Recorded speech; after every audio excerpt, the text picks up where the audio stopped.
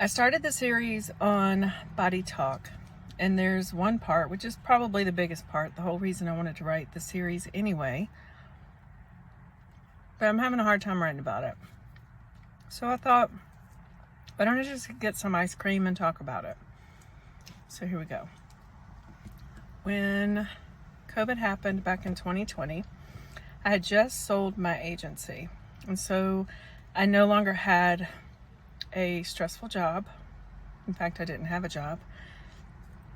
And then I went back to school to get my master's, and that was stressful because I had no idea what to do. I hadn't been in school in a long time. Everything was different, so it was stressful. And I remember taking a break that summer when I had like a week in between, and I thought I would watch Athlete A, which is the story of Larry Nassar and the gymnastics team. I started the movie, and all of a sudden I fell asleep. Looking back on that moment, I'm pretty sure that was a trauma response. And when it gets to a certain part of the movie, my entire body shuts down. And so I fell asleep. Well, because I only had a little bit of time, I didn't try watching it again.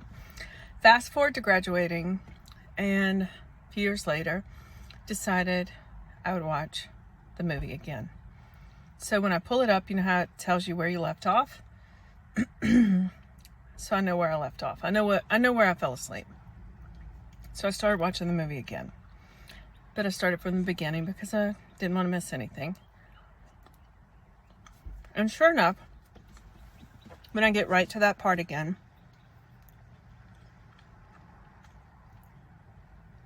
it was hard. And I started having this pain in my arm after watching that movie and after watching that part. And guess what? I didn't finish the movie again. So my arm's hurting. I don't know why my arm's hurting, but it's hurting. I'm taking Motrin, trying to deal with it. Maybe I slept on it wrong. Maybe, I don't know. I didn't know what it was. So one morning, I am taking my son to school, and my arm is hurting so bad. It's my left arm that I'm holding back tears. I want to cry. It's hurting that bad. So I take my son to school,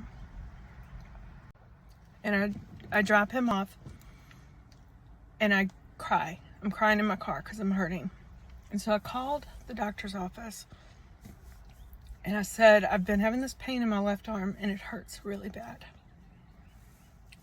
Can I please get an appointment? And they didn't have any appointments, but she felt like because of the way I was upset that she should try to get me in. So she said, let me see if I can get you an appointment at a different location. So she got me in at a different location, and it wasn't too far away, so I drove straight there. And when I went in, I'm crying, which is incredibly embarrassing. But I'm also very scared because I am in so much pain and none of it makes sense. And so they take me to the back and they take my blood pressure, and the nurse leaves the room, and then she comes back in and she closes the door and she looks at me and she says, I don't know what you're dealing with, but you need to get out of the situation. And I'm like, what? And she's like, your blood pressure is through the roof. And if you're going through something, then you need to do something about it to take care of yourself. And I'm like, I'm not going through anything. I was like, I'm happily married, and I have dealt with trauma, and maybe that's what this is. And she says, well, I'm going to go get the doctor, but your blood pressure's extremely high. And so I looked at her and I was like, do I need to call my mom? Because at this point, I'm scared. So I didn't call my mom. I just waited for them to come back. And they wanted to do a series of testing, all kinds of testing. Everything was normal except my blood pressure. But they wanted to schedule me an appointment to check my nerves in my arm, in my response or something like that. And so they scheduled that an appointment. In the meantime, I had a therapy visit with my therapist, and she and I both thought that it was related to watching that show, Athlete Day. And the part in the show, particularly, that triggered me involved food. Without going into all the details, I will tell you this. Medically, nothing was wrong. All the tests they did, you're fine. But my arm still hurt. And it hurt bad. When I went to have the nerve testing done, I decided I was just going to go ahead and say it. And so I told them, I said, listen, I have had a traumatic childhood, and I experienced sexual abuse, and I think that this may be related. No, I don't think that's what it is. And that was it. No other questions, nothing else. And the part about that was so hard is if you knew how hard it was for a survivor to say that to a doctor, when they've lied about every exam, everything else. Every time I've ever gone to the doctor, if it says any questions about anything sexual, I lie. So to finally say, hey, I was sexually abused, pretty big deal. No other questions. You're fine. Results are normal. I did what I needed to do, and that was I went to TikTok. And I found this girl who talked about this condition that she had and how it was painful. And it made it hard for her to lose weight. And it made her hate the way her legs looked. And she lived in another country. And so when she said what it was, I had never heard of it. And there wasn't a lot of information about it here, but I could relate to everything she was saying. So I had another follow-up appointment, and I went back to the doctor. And I told the doctor that I thought I had that condition. And they said, why do you think you have that condition? And I said, because I saw this thing on TikTok.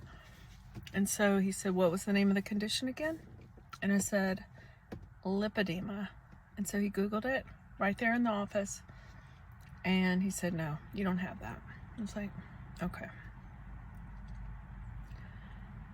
So then I went to my regular doctor a few months later, regular checkup.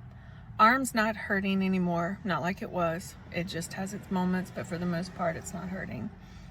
And I went to my other doctor.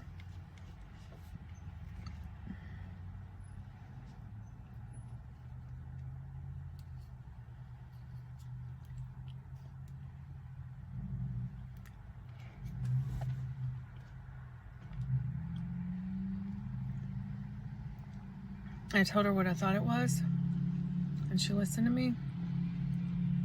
And she set me up with these, well, she gave me the name of 2 women who run a clinic that are probably the only doctors in this area that even believe it's real, maybe, or address it or deal with it or what.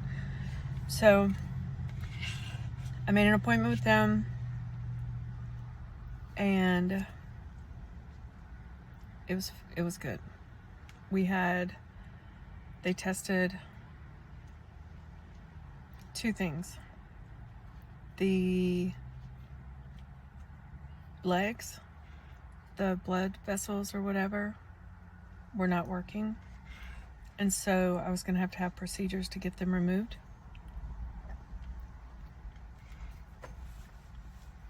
which is why it was so painful in my legs, because the blood would pool in my legs. Because the veins have this little thing that pumps the blood back up, but mine were like this, and so there was no pumping it. So they had to take them out. And that's complicated. I won't get all into it, but basically I had to go for 12 procedures. And they took it out at the top, 12 or 8. Maybe 8. But they did one section at a time. And then I'd have to go back and get it checked. So I had to go several times. But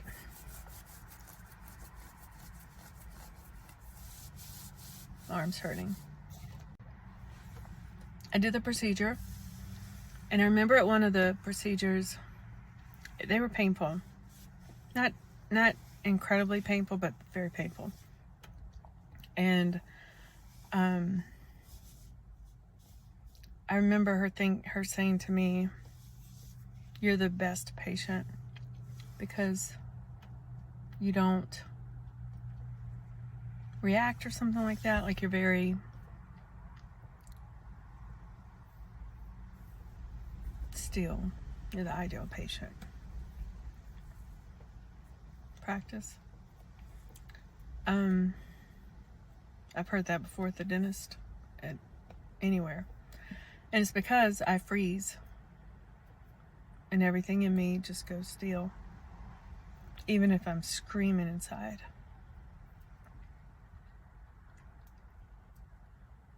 And these are the things about the body that make it so hard.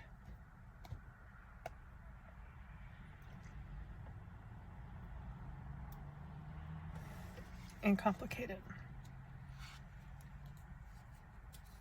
Thank God for ice cream. All of this is connected. I just don't know how to bring it together. So once I had the procedures done in my legs, that took about all summer,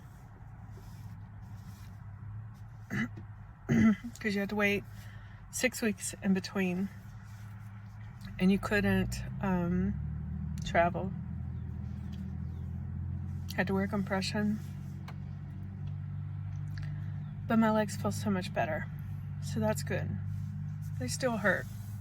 It still hurts a lot sometimes, but it's better than it was. The thing is, my legs have always hurt, but you just get used to the hurt.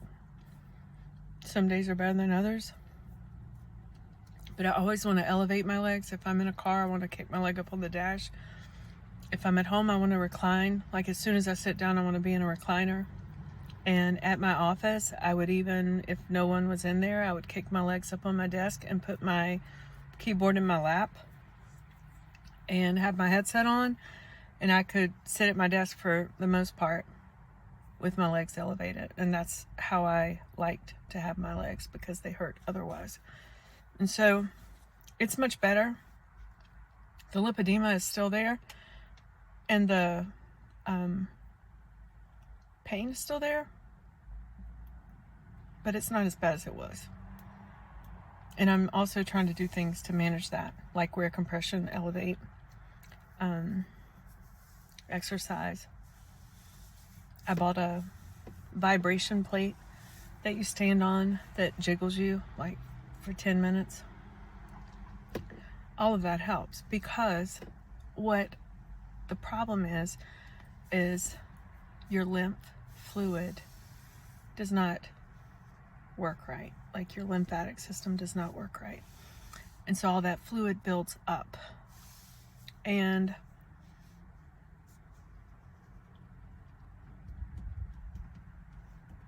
I believe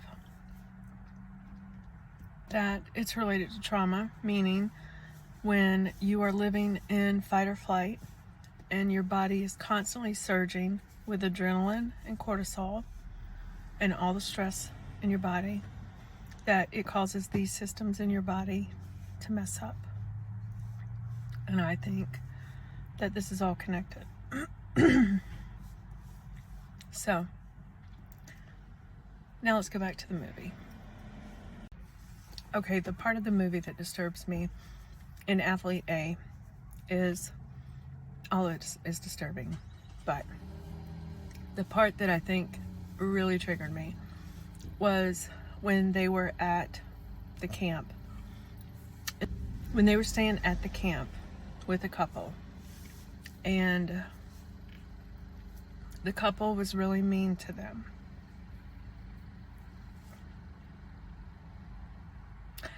But Larry wasn't. Not the abuser. He was kind. He was nice. And you know what he did? They were hungry. Hungry. And he gave them candy bars. And they wanted those candy bars because they were hungry. But can you imagine what that makes you feel like? What that candy bar cost?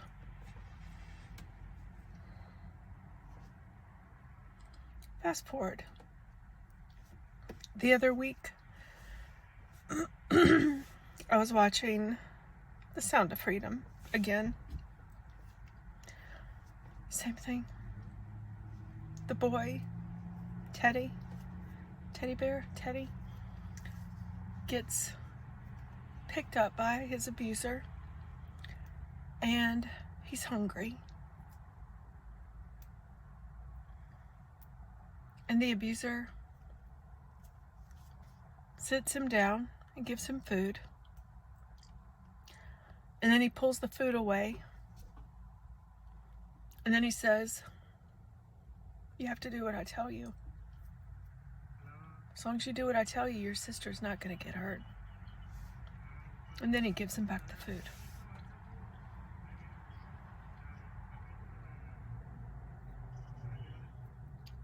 When he's rescued by the guy who saves him, he's starving again. He's hungry. So the guy's feeding him. And he's eating that, I think it's a burger or something. He's eating that. And he looks over at his rescuer and he says, "Are they going to hurt my sister now?"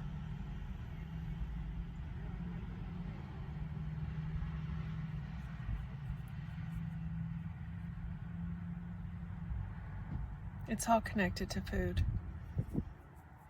And it's really hard to explain and wrap your head around. But when it is connected to food, there are things in life you can live without. You can live without a lot, but you can't live without food.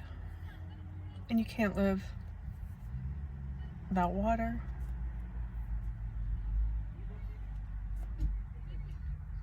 So take one of the things that you need to survive and connect that thing to the worst awful pain, the worst awful trauma, the most terrible thing that's ever happened to you. And now what? You have to eat every day, or you should. They say 3 times a day. Every time you eat. It wasn't even a candy bar, but that's what I think about that. I would imagine they think about that. Because it's connected to something horrible. Which is why food can be such an issue for survivors. Body issues are so big for survivors. Because it's all connected.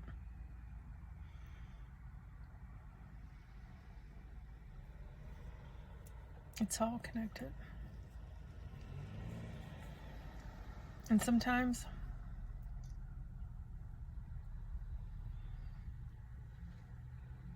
just enjoying a meal, which you're allowed to do,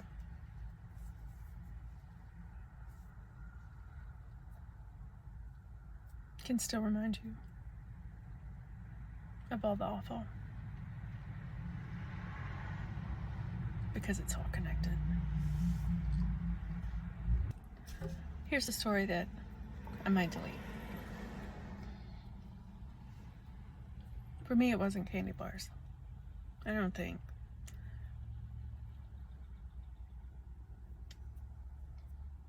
And it may not have even been a lot or often, but there's one story that I remember that's been confirmed where we left church one day and we were going to a fast food place and we only had a certain amount of cash. And I was told I could get whatever I wanted. So when I went up to the register, this girl likes to eat if you haven't figured that out yet. When I went up to the register, I ordered bacon cheeseburger, fries, large drink, which took up a large portion of the cash. And so they ordered after me. I went ahead and got my drink, sat in my seat. And when I got back to the table, I was told that everyone else had to order light and small and share because I had ordered big.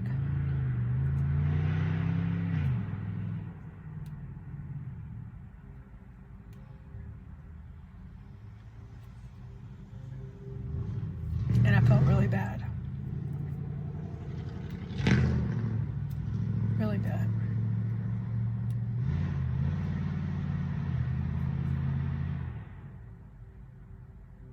But why didn't someone just tell me not to order big?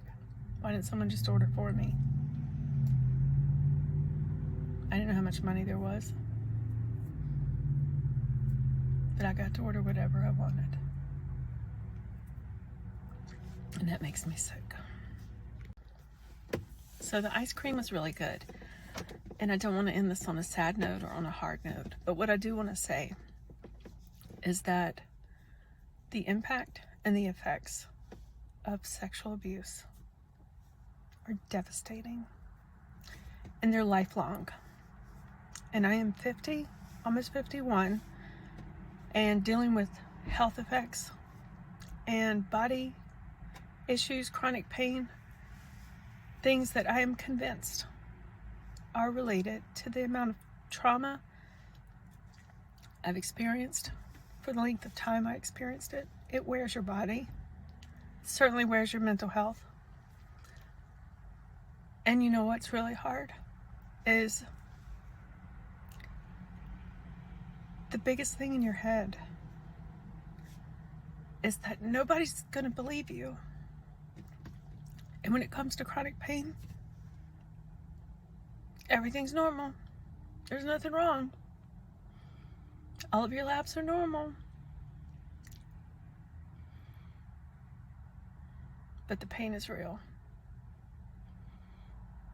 But most of the time you just get used to it. And you don't say anything because nobody's going to believe you.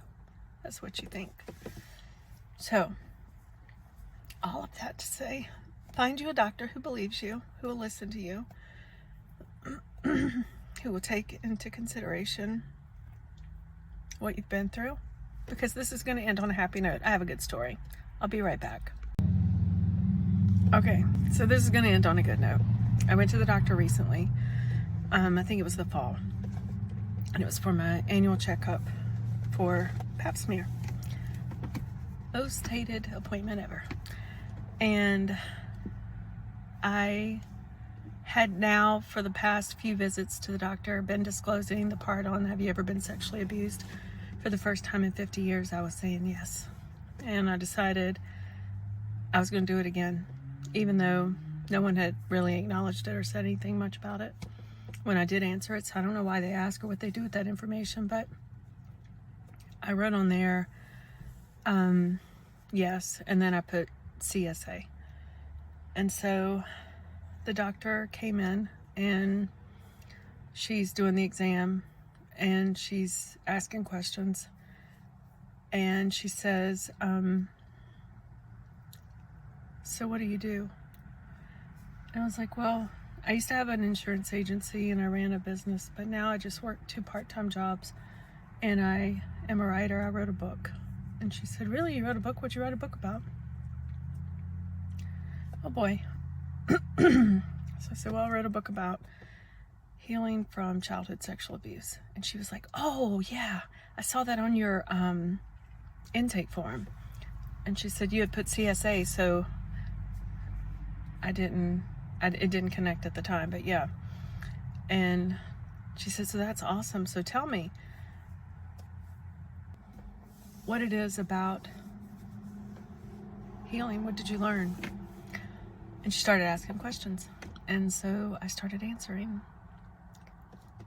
And it was a great conversation. And then she was like, and this part of the exam was just like the checking my heart and stuff. She hasn't done the other part yet. And so then she's like, well, after we talked for a while, she said, well, I'm really glad you're doing that. I'm very thankful that you found healing. I think it's awesome that you're sharing. I think it's great that you're sharing. And I'm going to look up your book. What's the name of it? I said, it's Journey Pink. Story of a Princess in Need of a King. And pink stands for Princess in Need of a King. And so, and she said, well, I know this is kind of awkward, but we need to move on to the exam part. Are you okay? And I said, yeah, I'm good. So we did the exam part and it was fine. But I left that appointment and I felt so seen.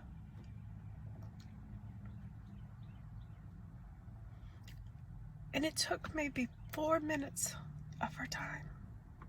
She didn't hear my life story. I didn't give her any details. She simply asked questions. She let me answer them.